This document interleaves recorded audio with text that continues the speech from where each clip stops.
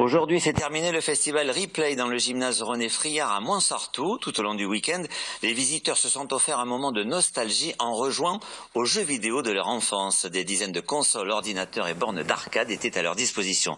Reportage Aline Mété et Marno. Super Mario est toujours aussi speed. Les vieilles consoles Sega ou Nintendo ont repris du service et les jeux d'arcade n'ont pas changé. Plongé dans un univers qui rappelle les années collège des Quadras, devenu papa. Ce jeu, je l'avais quand j'étais jeune. Voilà, c'est pour ça, et ça nous rappelle des souvenirs, et en même temps, eux ils s'amusent, donc c'est très bien. Nous, en fait, ce qu'on essaie, on tue les pirates, et ensuite on essaye de fracasser ces petites étoiles, mais c'est impossible. En quelques minutes, sans mode d'emploi, les enfants s'approprient ces jeux des années 80 ou 90. C'est moi qui ai gagné! Des jeux considérés comme vintage dans le monde du gaming où l'esthétique a bien progressé. Les images elles sont bien différentes, on voit que c'est un jeu ancien. Est-ce que c'est bien quand même? C'est bien. La violence sur les jeux vidéo, vous vous posez pas la question vous Si, sur les jeux récents, oui, qui sont réalistes. Mais là, on voit que c'est un dessin animé, donc ça passe. Mais le ressort principal reste le combat, les armes à feu et les batailles. C'est la raison du succès de Fortnite, 150 millions de joueurs à travers le monde. Un jeu déconseillé aux moins de 12 ans, mais bien connu des plus jeunes. Tu joues à Fortnite? Tes copains à l'école? Ah oui, il y en a beaucoup qui y jouent. Ils ont pas mal de copains qui y jouent et ils pensent qu'à ça.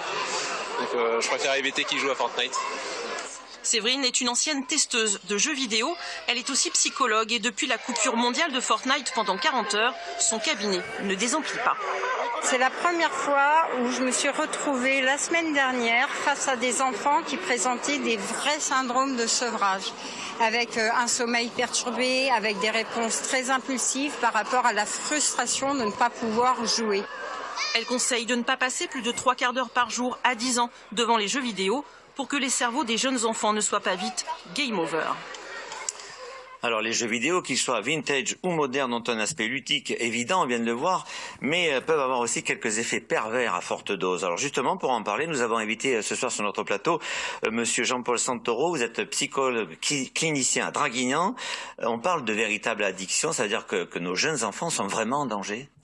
Alors, je pense que ce qui va vraiment, où on peut parler d'addiction, c'est avec notamment ce jeu Fortnite dont on parlait dans le reportage, dont on a bien entendu parler notamment cette semaine.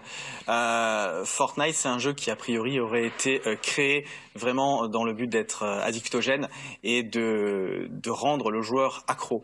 Finalement, c'est un jeu qui est normalement déconseillé aux moins de 12 ans, mais on voit que beaucoup de très jeunes joueurs jouent à ce jeu. Ce qui était important de dire, on l'entend dans le reportage, c'est qu'il faut contingenter le volume d'heures qu'on accorde à nos enfants devant leurs écrans. Alors je crois qu'effectivement, déjà, les jeux vidéo, je le déconseille avant 6 ans. Et au-delà, il y a un temps de jeu qui est préconisé. Donc ma collègue disait 45 minutes à 10 ans, c'est un bon chiffre, une bonne référence. On peut donner une demi-heure à 7 ou 8 ans. L'important, c'est aussi de préserver toutes les activités à côté. On peut jouer, mais faire du sport, voir des amis, pour que ce soit équilibré. Alors, il y a les addictions que craignent nos jeunes amis, mais aussi les jeux vidéo peuvent être considérés comme une véritable stimulation intellectuelle, peut-être pour les personnes un peu plus âgées. Alors, ça peut être une stimulation d'une manière générale sur plusieurs aspects.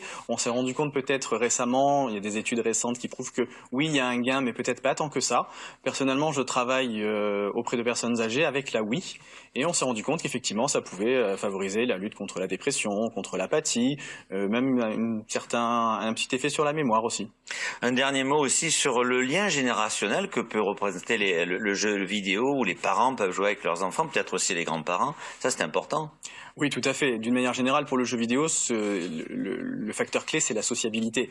On joue à plusieurs et donc on est la première génération, les gens de mon âge, à être parents et à avoir été joueurs. Donc là, il y a vraiment un lien qui peut se faire et je pense que le dialogue peut passer aussi par le jeu vidéo, ce qu'on a vu d'ailleurs aujourd'hui au replay, des familles qui venaient en famille 2 générations, 3 générations même parfois. D'accord, donc en un mot, il faut rester toujours mesuré.